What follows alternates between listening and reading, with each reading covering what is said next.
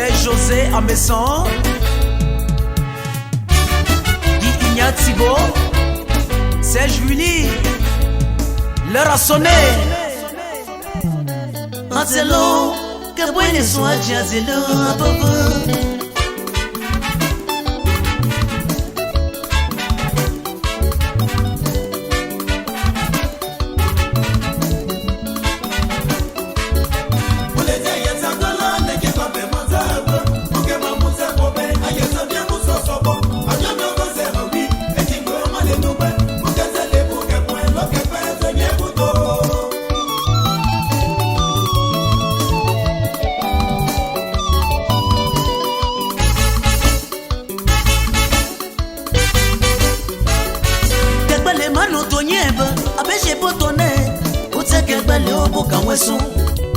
Biki se ka Clément me biki tonye kabo.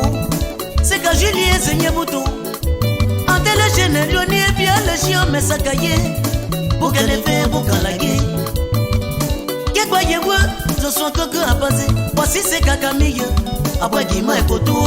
Je sois le babé et les je sois chez Posca. Ou du wo je sois yetabila. Aye zo botabi. Bojo coco yenu. Botatabila ye o yezula. Sabi watezo kale ozonyale ole bibo. Ubo pwe mi obo mweso. Apakanyanya lebe azo swazi aleze gima. Zeyi azi apake pwele. Yekba me pila afita. Me bobo tako be pwe. Bumeyi bobo ele bukoko. Sabi tele buke pwe. Dobu tso kebele. Kanyanya meyi yoto ese antuko. Tepu achozo swacholo. Biekwa neto avoyi. Otata be komu okwe kanyacho.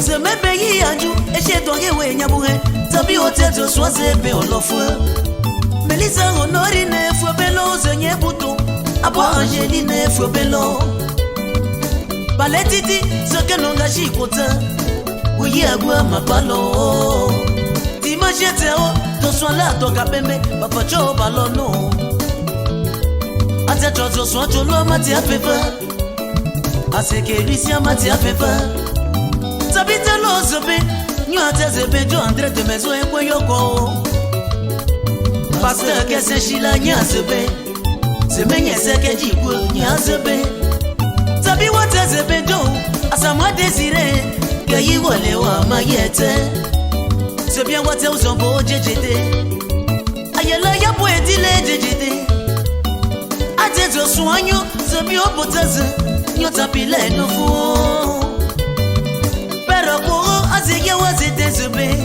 San ya boba emososo Yekba babuku late Ayoba zoso Mabapila bieba kojo mbobinu 50 mi ke manyagba kamu akoro Kefe Maxime Moske le ase Ala kubalu atolandrie Kubalu Tanto bien le pétrolier Bo chapelo Kubalu Ajo mireye mebio Kubalu Yambo basile mebiki Kubalu So sonyo laze Tapile no fu Sono teta lae Arisa aze Tapile no fu Sono teta la Alléluia aze Tapile no fu Sono teta la Asono aze Tapile no fu Sono teta la Catholique yaze Elle est son pourquoi Allez-y puis abissez-le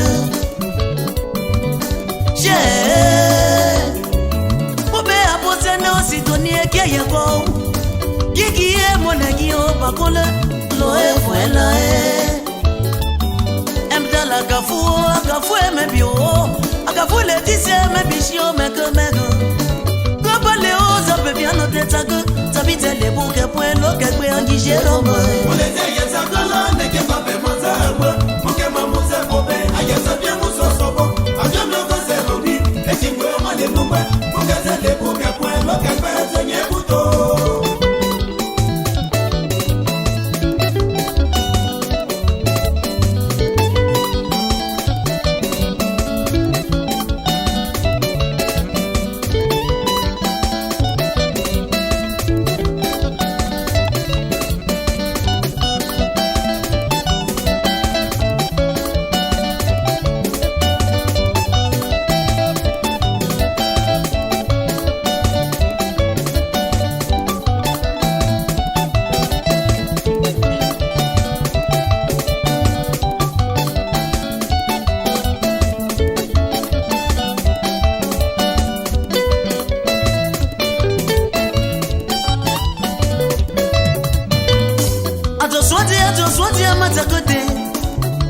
dit à te souhaiter bien bisemi. Maître Nyando c'est verre, mia dinasé, je suis seul.